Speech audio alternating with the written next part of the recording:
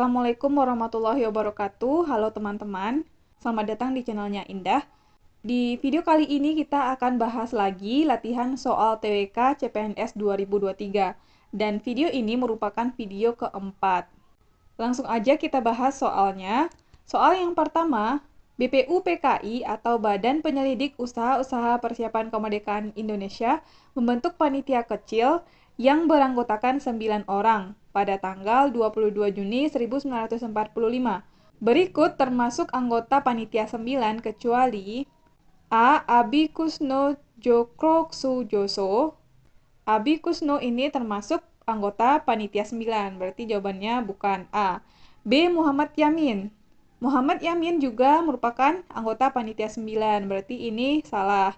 C. Supomo. Supomo bukan anggota panitia 9, berarti jawabannya C.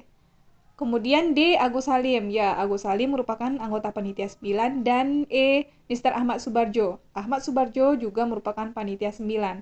Jadi, jawaban untuk soal nomor 1 adalah C. Supomo.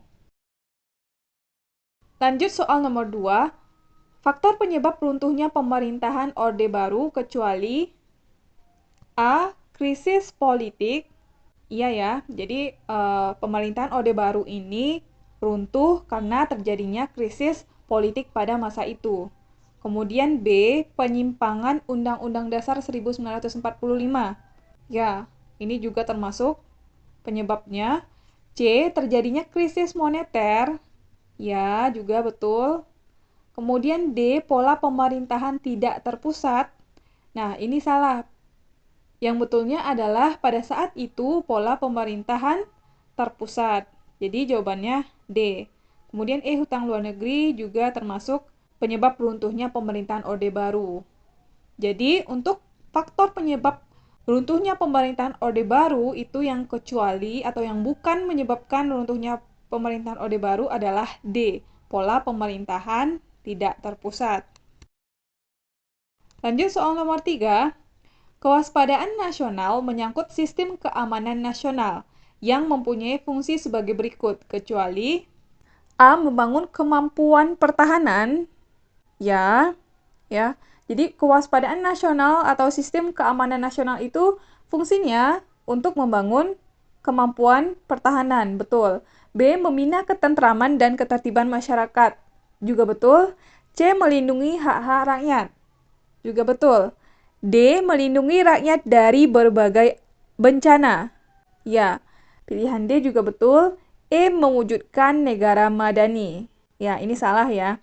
Jadi untuk soal nomor 3, jawabannya adalah E. Mewujudkan negara madani. Lanjut soal yang keempat.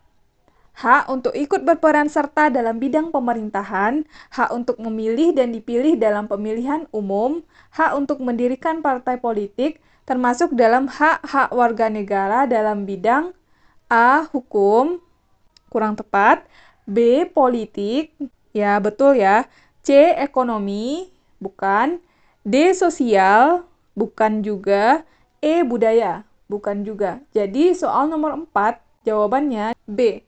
Hak warga negara dalam bidang politik. Lanjut soal nomor 5. Pengamat ekonomi memprediksi bahwa bulan depan akan terjadi inflasi besar di Indonesia. Hal tersebut membuat saya A. Yang akan terjadi biarlah terjadi. Ini otomatis enggak jawabannya, karena kita pasrah dengan apa yang terjadi. Ini salah ya. B. Depresi berat karena inflasi berarti harga barang naik. Ini juga bukan jawabannya, karena kalau kita depresi, itu nggak akan merubah apapun, nggak akan merubah keadaan, dan nggak ada juga manfaatnya. Kemudian C. Prediksi yang menyusahkan seperti itu tak perlu saya percaya. Ini juga bukan, karena di sini yang memprediksi hal tersebut adalah pengamat ekonomi, dan kita boleh saja mempertimbangkan prediksi ini untuk berjaga-jaga menghadapi masa depan. Jadi C bukan. D. Berhati-hati dan berhemat dalam membelanjakan uang. Ini betul ya, karena di saat terjadinya inflasi berarti harga barang atau harga produk itu naik. Jadi kita perlu berhati-hati dan berhemat dalam membelanjakan uang. Kemudian E, susah tidur, ini juga bukan. Jadi untuk soal nomor 5, jawabannya adalah berhati-hati dan berhemat dalam membelanjakan uang.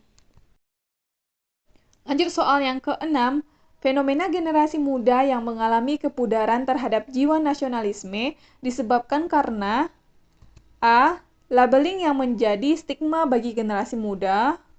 Ini bukan.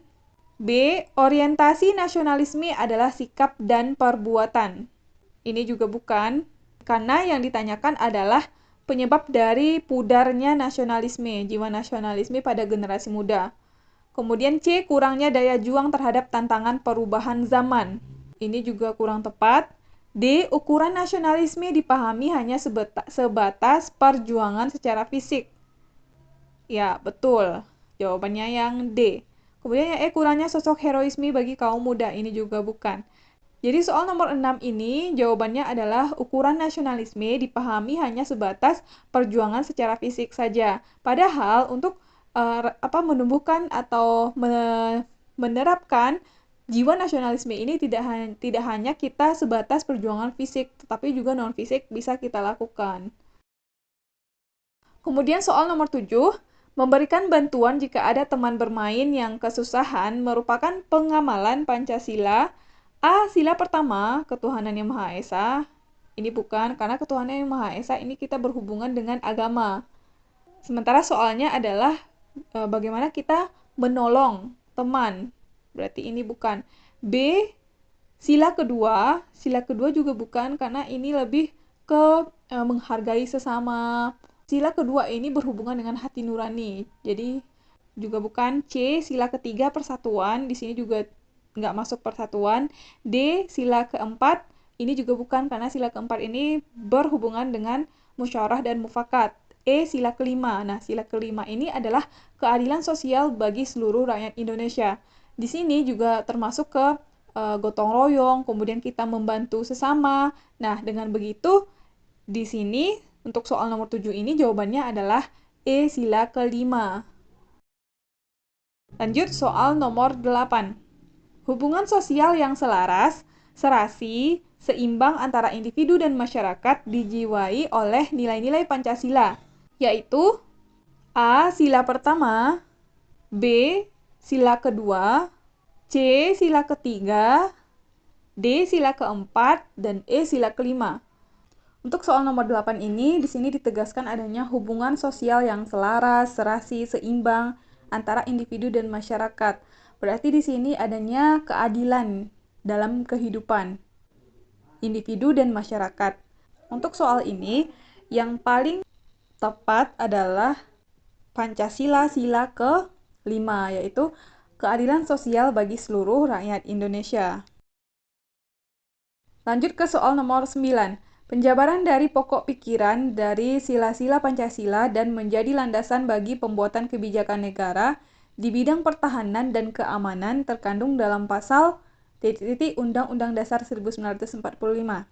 A. 27 ayat 3, B. 31 ayat 4, C. 30 ayat 2, D. 27 ayat 1, E. 30 ayat 1. Nah, sebelumnya untuk menjawab pertanyaan ini kita harus tahu masing-masing dari pasal ini apa isinya. Untuk pasal 27 ayat 3 itu membahas setiap warga negara berhak dan wajib ikut serta dalam upaya pembelaan negara. Jadi kalau pasal 27 itu berkaitan dengan bela negara. Otomatis bukan jawabannya. Kemudian yang 31 ayat 4 bunyinya adalah negara memprioritaskan anggaran pendidikan sekurang-kurangnya 20% dari anggaran pendapatan dan belanja negara, serta dari anggaran pendapatan dan belanja daerah untuk memenuhi kebutuhan penyelenggaraan pendidikan nasional. Nah, kalau untuk pasal 31 itu berkaitan dengan pendidikan. Jadi, bukan jawabannya. Kemudian pasal 30 ayat 2, usaha pertahanan dan keamanan negara dilaksanakan melalui sistem pertahanan dan keamanan rakyat semesta oleh TNI atau Tentara Nasional Indonesia dan Kepolisian Negara Republik Indonesia sebagai kekuatan utama dan rakyat sebagai kekuatan pendukung. Nah, berarti kalau untuk pasal 30 ini membahas tentang pertahanan dan keamanan. Lanjut, pasal 27 ayat 1, segala warga negara bersamaan kedudukannya di dalam hukum dan pemerintahan dan wajib menjunjung hukum dan pemerintahan itu dengan tidak ada kecualinya. Ini bukan, jelas bukan. Pasal 30 ayat 1, tiap-tiap warga negara berhak dan wajib ikut serta dalam upaya pertahanan dan keamanan negara. Nah, jadi untuk soal ini penjabaran dari pokok pikiran Pancasila dan menjadi landasan bagi pembuatan kebijakan negara untuk pertahanan dan keamanan ini adalah pasal 30 ayat 1. Soal terakhir, rumusan rancangan Undang-Undang Dasar merupakan salah satu hal yang dibahas dan disetujui dalam sidang yang diadakan oleh A. BPUPKI, B. MPRS, C. DPR, D. Presiden, atau E. PPKI.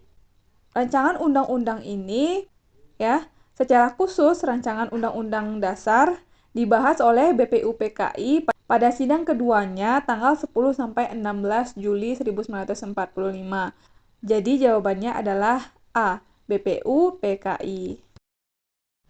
Oke, sekian video kali ini. Kita udah selesai bahas 10 soal. Mudah-mudahan video ini bermanfaat.